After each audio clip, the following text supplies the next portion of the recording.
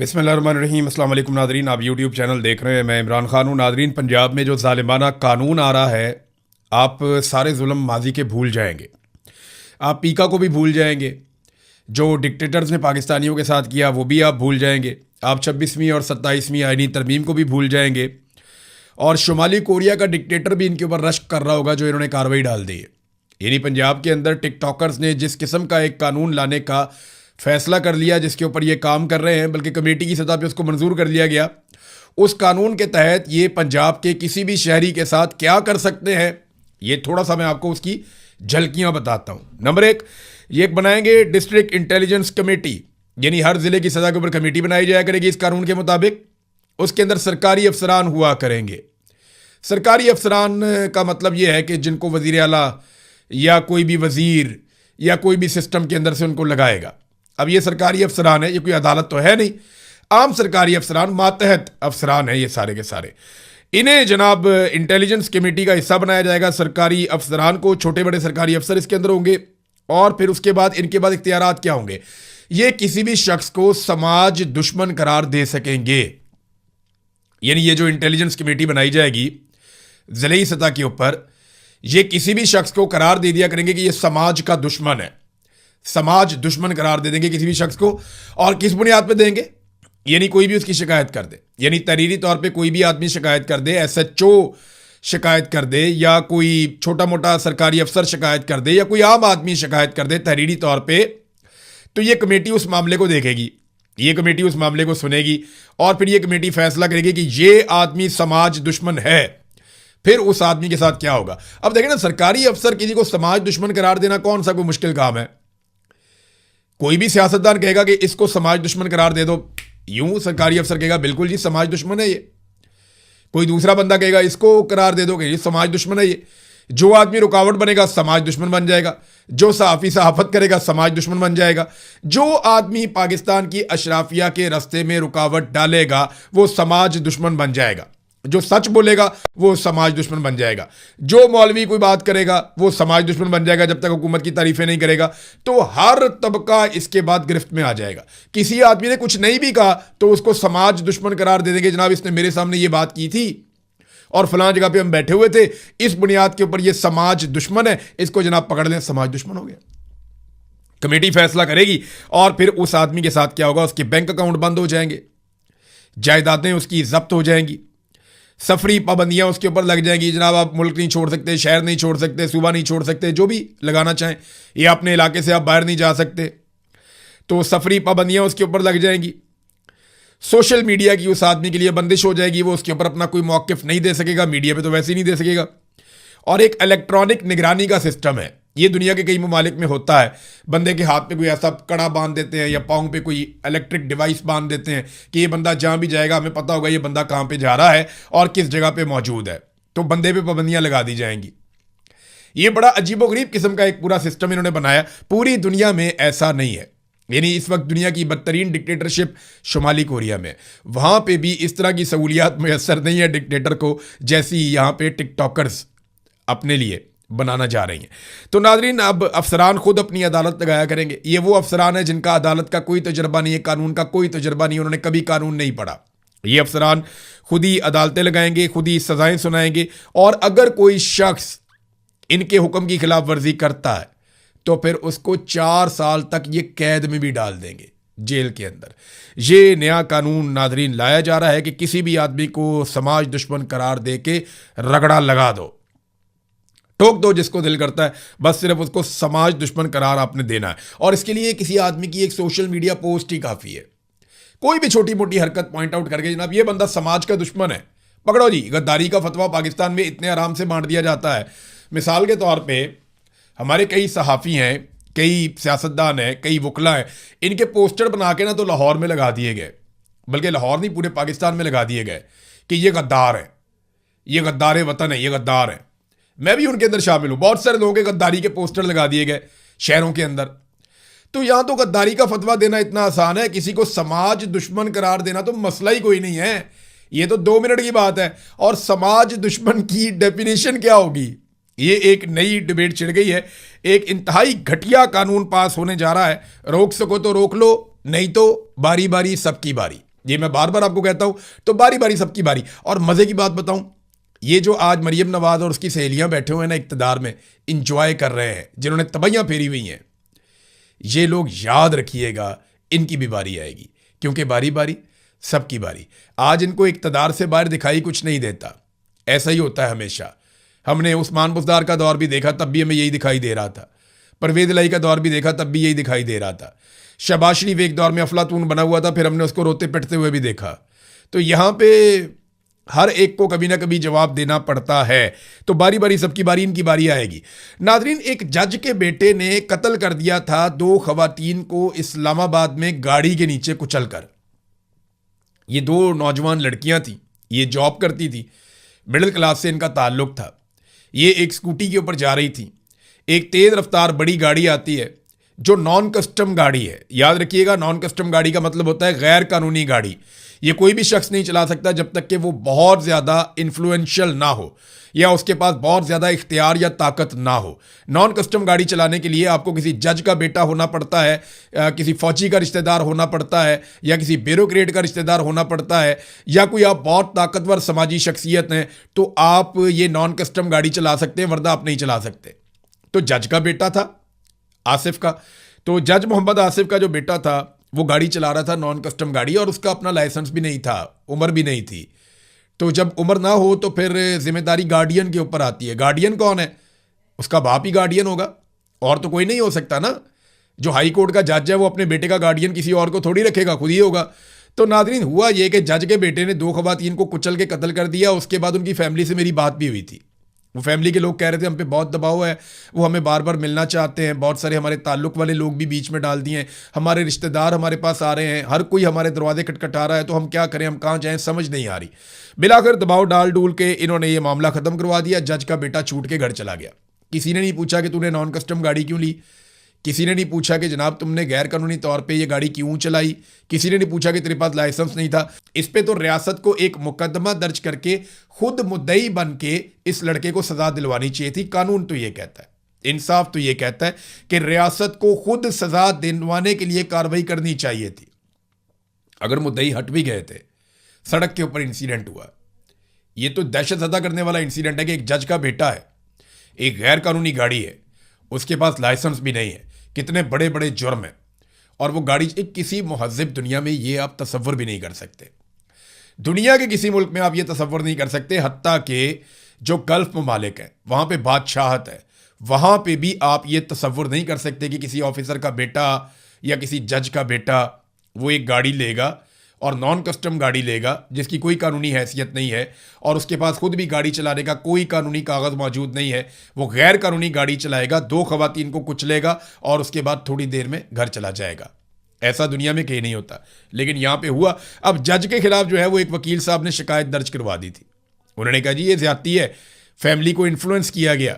और उसके बाद जनाब ये हैं जी शिकायत कुनिंदा कर्नल रिटायर इनामुर रहीम साहब, उन्होंने सुप्रीम जुडिशल काउंसिल में ये शिकायत की थी।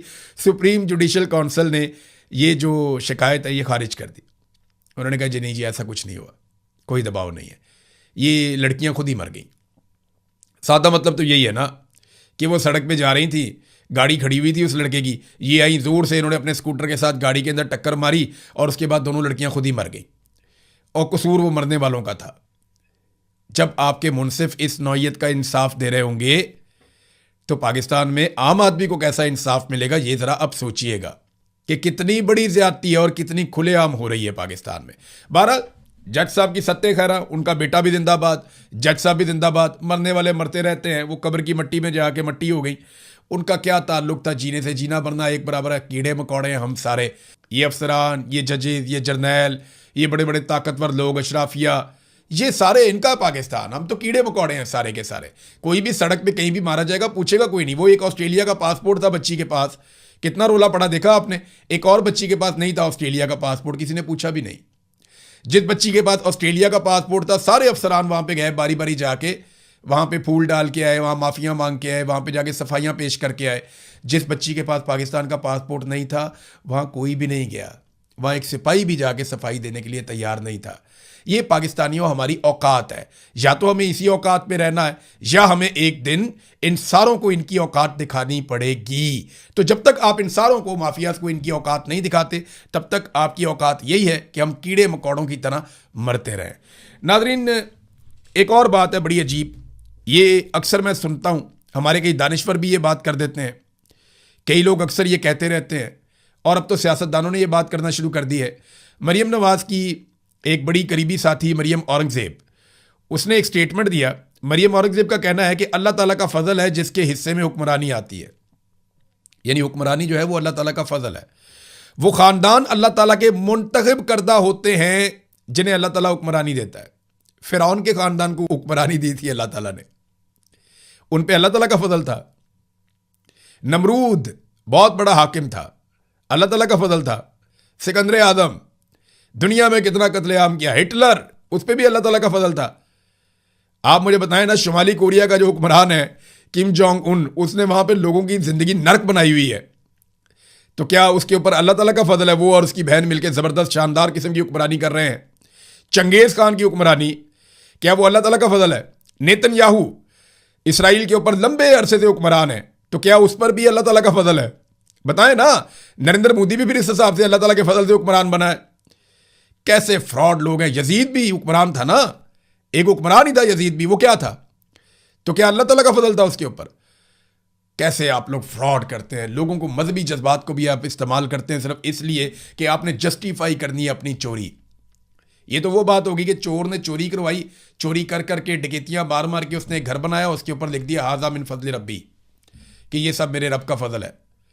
अंदाजा करें आप कैसे ये लोग फ्रॉडी है। अल्लाह ताला का फजल नहीं, ये अल्लाह ताला का अजाब है ये खानदान हमारे ऊपर। जितना इस खानदान ने लुटमार की है, जितना इस खानदान ने पाकिस्तान की सियासत को, जितना पाकिस्तान के समाज को, असल समाज दुश्मन ये खानदान है जिन्होंने पाकिस्तान को डिवाइड कर दिया, तकसीम कर दिया, बर्बाद कर दिया, सारी मोहब्बतें नफरतों में बदल दी इस खानदान ने। ये रिस्पॉन्सिबल है और ये कहते हैं जनाब अल्लाह का फजल है। नाज़रीन, सुहेल अफरीदी साहब के हवाले से एक खबर है बड़ी इंटरेस्टिंग, आप बड़ी दिलचस्पी लेंगे इसमें। इमरान खान साहब ये कहते थे और अक्सर कहते थे कि सवाबदीदी फंड्स होने नहीं चाहिए, कहते थे ना। इमरान खान साहब कहते थे सवाबदीदी फंड कहते हैं कि वो फंड जिसका कोई हिसाब किताब नहीं होता, ये वज़ीर आज़म या वज़ीर आला अपने पास रख लेता है और इसमें से वो पैसे खर्च करता है, कोई उससे पूछ नहीं सकता कि ये पैसे आपने कहाँ खर्च किए हैं। इसे कहते हैं सवाबदीदी फंड। तो इमरान खान साहब इसके सख्त खिलाफ थे। अभी ARY के ऊपर एक खबर छपी है, ये वज़ीर आला को खुद आकर बताना चाहिए कि ये खबर में कितनी सदाकत है। खबर ये कहती है कि खैबर पख्तूनख्वा ने अगले माली साल के लिए बजट में वज़ीर आला सुहेल अफरीदी के सवाबदीदी फंड में गैर मामूली तौर पर 780% का इजाफा कर दिया। पहले जो ये सवाबदीदी फंड था वो सिर्फ 50 करोड़ रुपया था कि 50 करोड़ रुपया वज़ीर आला खर्च कर दे तो कोई फ़र्क नहीं पड़ता। ये गंडापुर के दौर में 50 करोड़ रुपया था। सुहेल अफरीदी के दौर में इसमें जो इजाफा किया गया, अब ये 4 अरब और 40 करोड़ रुपए का सवाबदीदी फंड मुख्तस कर दिया गया है। तो सुहेल अफरीदी और इनके लोग आकर जवाब दें कि जनाब इमरान खान साहब तो सवाबदीदी फंड के बहुत खिलाफ थे, तो आप लोगों ने किस मद के अंदर ये सवाबदीदी फंड रख लिया है, और अगर रख लिया है तो इसकी कोई जस्टिफिकेशन, कोई वजह आप पेश करें ताकि कौम को समझ आए कि जनाब नहीं आप ठीक कर रहे हैं। नादरीन, एक फेडरल मिनिस्टर है वजीर पेट्रोलियम, उनका ये फरमाना है, अली परवेज़ मलिक साहब, वैसे तो एक काबिल नौजवान है लेकिन फार्म 47 है ना, तो उसने एक धब्बा इनके ऊपर भी लगा दिया, इनके करियर पे भी लगा दिया। इनके वालिद बड़े शानदार सियासतदान थे परवेज़ मलिक साहब, मैं उनका बड़ा, मेरा उनसे मिलना जुलना था, उनसे बहुत सारी चीज़ें सीखने को भी मिली सियासत में। वो बहुत सीनियर खिलाड़ियों में से एक थे, परवेज़ मुशर्रफ के दौर में वो डटे रहे। तो जो परवेज़ मलिक साहब के बेटे हैं अली परवेज़ मलिक साहब, उन्होंने कहा जी आलमी मंडी में जैसे ही खाम तेल की सतह $76 पे आएगी तो हम आवाम को रिलीफ देंगे। तो अभी चेक कर लेते हैं, ये मैं खोल रहा हूँ आलमी मंडी का डाटा कि इंटरनेशनल ऑयल प्राइस, तो ये अभी देख लेते हैं हम कि जो ये कह रहे हैं वो है या नहीं। $76 फी बैरल का ये कह रहे हैं कि जी इतने का जब होगा तो हम करेंगे। ये मेरे सामने लिखा हुआ आ गया 70.24 USD। तो नाजरीन, ये तो प्राइस बहुत नीचे आ गई है, लगातार नीचे आती चली जा रही है। वो $76 पे उनकी सुई अटकी हुई है, यहाँ पे $70 के आसपास आ गया। तो ये लोगों को पागल समझते हैं। कोई भी आदमी अपने मोबाइल पे आप निकालें, गूगल करें कि इंटरनेशनल ऑयल प्राइस, तो आपको आ जाएगा फी बैरल आपको कितने का मिल रहा है US डॉलर में। वो 76 कहते हैं, यहाँ 70 के करीब पहुंचा हुआ है, फिर भी इन्होंने अवाम को किसी किस्म का कोई रिलीफ नहीं दिया। नादरीन, MQM ने एक बहुत बड़ा मुतालबा किया, आप हिल कर रह जाएंगे जितना बड़ा मुतालबा MQM ने किया है। MQM ने कहा जी आसिफ अली जरदारी साहब इस्तीफ़ा दे दें, और इस्तीफ़े की वजूहात क्या बता रहे हैं ज़रा ये आप देखिए। इस्तीफ़े की वजूहात वो बता रहे हैं कि जनाब बहुत ज़्यादा ज़्यादती हो रही है सिंध के लोगों के साथ, बहुत ज़्यादा जुल्म हो रहा है। वो कहते हैं जी महंगाई बहुत ज़्यादा है, बिजली बहुत महंगी है, ना गैस है, ना बिजली है, ना पानी है, तो सिंध वालों का हक मारा जा रहा है, लिहाजा आप एक काम करें कि आसिफ अली जरदारी साहब इस्तीफ़ा दे दें। यार फिटे मुँह तड़ी सियासत दे होते। MQM ने ना हमेशा जर्नैलों की गोद में सियासत की है ना, तो इनको या तो बदमाशी करनी आई है, या कराची में इनको चाइना कटिंग करनी आई है, या लुटमार करनी आई है, या धमकियाँ लगानी आई हैं, या फिर इनको जो है वो पॉलिटिक्स का इनको पता ही नहीं है। वो भी पाकिस्तानी बहुत आगे निकल गए हैं। बिजली जो है वो वफाकी महकमे का काम है, फेडरल गवर्नमेंट है जो बिजली महंगी कर रही है। गैस जो है वो फेडरल गवर्नमेंट महंगी कर रही है, वो प्रोवाइड भी उन्होंने करनी है। जो वफाकी हुकूमत है उसकी ये गोद के अंदर बैठे हुए MQM वाले, और जरदारी को कहते हैं इस्तीफ़ा दे दो। नहीं, मुतालबा तो बहुत अच्छा है जरदारी साहब का, क्योंकि जाली फार्म 47 के ऊपर ही जरदारी साहब आकर बैठे हुए हैं। लेकिन सवाल ये पैदा होता है कि MQM इस्तीफ़ा मांगना चाहती है तो शहबाज शरीफ से मांगे, और अगर ज़्यादा उन्हें किसी जिम्मेदार की तलाश है तो फिर फील्ड मार्शल आसिम मुनीर साहब से पूछें कि जनाब आपने वादे किए थे सारी चीज़ें ठीक हो जाएंगी, चीज़ें ठीक क्यों नहीं हो रही, तो फिर आप इस्तीफ़ा दे दें। तो उनसे नहीं मांगेंगे, ये कभी वो नहीं करेंगे। इनको जर्नैलों की चाकरी की आदत है, MQM को हमेशा से यही करते आए हैं, आइंदा भी यही करते रहेंगे। ये सिर्फ चापलूसी है इनकी, क्योंकि उर्दू बोलते हैं ना तो ज़बान बड़ी कमाल है, बयान बहुत अच्छा है, तो वो बयान करके ना अपनी कमियों को पूरा करने की कोशिश करते हैं MQM वाले, लेकिन इनके खाते में कंटेंट कोई नहीं है। ज़बान बड़ी कमाल है, अल्फाज कोई नहीं है, कंटेंट कोई नहीं है, डेप्थ कोई नहीं है। तो MQM अमली तौर पे अवामी मैदान में तकरीबन अब फारगी हो गई है। नाज़रीन, बलूचिस्तान में एक बड़ा ही दिलखराश वाक़या पेश आया। ये तस्वीर आप देखें, मुझे बड़ी तकलीफ़ हुई देख कर। ये कराची की एक फैमिली है, अली जमील। ये अली जमील साहब हैं, ये अपनी फैमिली के साथ कोयटा जा रहे थे कराची से, तो गूगल मैप के ऊपर ये रास्ता देख रहे थे और कराची से कोयटा जा रहे थे। ये आप देखें ना कितनी हंसती खेलती हुई फैमिली, 2 बच्चियां इनकी, मियाँ बीवी हैं। तो गूगल मैप पे रास्ता देख रहे थे, रास्ता भटक गए ये लोग और दश्त के इलाके खंड में जा पहुंचे। वहाँ पे इनके ऊपर फायरिंग हो गई और अली जमील साहब शहीद हो गए। आप अंदाज़ा करें कि बलूचिस्तान में कोई शख्स महफूज नहीं है। ताजर नहीं जा सकते, मजदूर नहीं जा सकते, सिक्योरिटी फोर्सेस नहीं जा सकती, कोई भी नहीं जा सकता। दहशतगर्दों ने दहशतगर्दी करके मार दिया एक फैमिली को, सारी फैमिली तबाह हो गई ना। वो बीवी जो है वो खून में लथपथ बैठी हुई है, बाद में नज़र आ रही है उसकी वीडियो। बच्चियां कैसी सहमी हुई हैं, आप ज़रा एक लम्हे के लिए सोचिए कि ये बच्चे, अब इनके दिमाग से ये ट्रॉमा क्या सारी ज़िंदगी निकलेगा कि उनका बाप सिर्फ सड़क पे उनको खुशी खुशी लेकर जा रहा था और गोलियां चली और उनको मार दिया गया। ये है बलूचिस्तान में अमन व अमान की सूरत हाल। अब बजाय दहशतगर्दों को पकड़ने के, बजाय शरपसंदों को पकड़ने के, उनके खिलाफ कार्रवाई करने के, तवज्जो इस बात पे है कि कैदी नंबर 804 को तुम दो, वहां मारूक बलोच को जेल के अंदर डाल दो, ईमान मजारी को जेल के अंदर डाल दो, यास्मीन राशिद को मजीद सजाएं सुना दो 200-300 साल तक, और कश्मीरियों को शरपसंद करार दे दो। जो नई शरपसंद उनको भी बनाने पर तुली हुई है रियासत, और सिर्फ अपने जाती मफाद के लिए, और कुछ नहीं है इसके पीछे। नाजरीन, खामनाई की तदफीन आने वाली है। आयतुल्लाह अली खामनाई शहीद, ये बहुत बड़ा आदमी निकला। यानी आयतुल्लाह अली खामनाई ने अपनी शहादत से ईरान को वो ताकत दी जो शायद उनके पास थी भी नहीं। सिर्फ हथियारों से लड़ाई नहीं लड़ी जाती, लड़ाई कुर्बानी के साथ लड़ी जाती है। हथियार बहुत ज़रूरी है आजकल के दौर में। ईरान के पास जिस तरह के ड्रोन्स और जिस तरह के मिसाइल से पूरी दुनिया हैरान हो गई कि उन्होंने जैसी लड़ाई लड़ी। लेकिन जो आयतुल्लाह अली खामनाई का एक फैसला था कि मैं छुपने के बजाय शहादत कबूल करूंगा, उस एक फैसले ने पूरी लड़ाई का पांसा पलट दिया था। ये मैंने आपको पहले कई मरतबा कहा। अब उनकी तदफीन के मराहिल आ रहे हैं और ऐसा लगता है कि ये इस रीजन का सबसे बड़ा जनाजा हो सकता है। बहुत सारे मुल्कों को दावत दी गई है, बहुत सारे हुक्मरान वहाँ पे जाएंगे, बहुत सारे सहाफ़ी वहाँ पे जाएंगे। मैं बहुत शुक्रगुजार हूँ, मुझे भी इसकी दावत आई थी, लेकिन मैं चंद वजूहात की बिना पे वहाँ नहीं जा पा रहा। एक और चीज़ मैं आपसे अर्ज़ कर दूँ कि इस वक्त दोबारा से ईरान और अमेरिका में जो लड़ाई चल रही है उसमें डोनाल्ड ट्रंप ने बड़ी खौफनाक धमकी फिर से लगाई है। हालांकि मुआहदे के अंदर मना था कि दोबारा इस तरह की धमकी नहीं लगाई जाएगी। जो MOU हुआ था उसके अंदर मना किया गया था, लेकिन ट्रंप ने ईरान को दोबारा सफ़ाए हस्ती से मिटाने की धमकी लगाई है। दूसरा, ईरान आपको पता है जवाब देता है। तो ईरान ने 8 मुकामात पे कुवैत में और बहरीन में अटैक किया अमरीकी अड्डों पे। वो कहते हैं जी हमने काफ़ी नुकसान किया, जबकि अमेरिकन ये कहते हैं कि किसी किस्म का कोई नुकसान हमारा नहीं हुआ। अब ईरान ने एक स्टेटमेंट जारी किया, ईरान की पासदारान इनकलाब ने, कि खित्ते में मौजूद अमरीकी फौजी अड्डे आने वाले दिनों में जहन्नुम का सामना करेंगे। अब वो भी अमेरिका को वार्न कर रहे हैं। तो दोबारा एक मरतबा फिर ऐसा लगता है कि सिंह फंस गए हैं दोनों मुल्कों के, और एक मरतबा फिर सालसी करनी पड़ेगी। इसमें इस मरतबा जो है वो एक मुश्तरका एलामिया जारी किया गया कतर और मिस्र की जानिब से। उन दोनों ने बड़ा रोल प्ले किया इस मरतबा दोबारा इस बढ़ती हुई सूरत को कंट्रोल करने के लिए। तो कतर और मिस्र ने एक मुश्तरका एलामिया भी जारी किया। बाद में इस पर बात करते हैं। अब तक के लिए इतने, अपना ख्याल रखिएगा, अपने चैनल का भी। अल्लाह हाफिज़।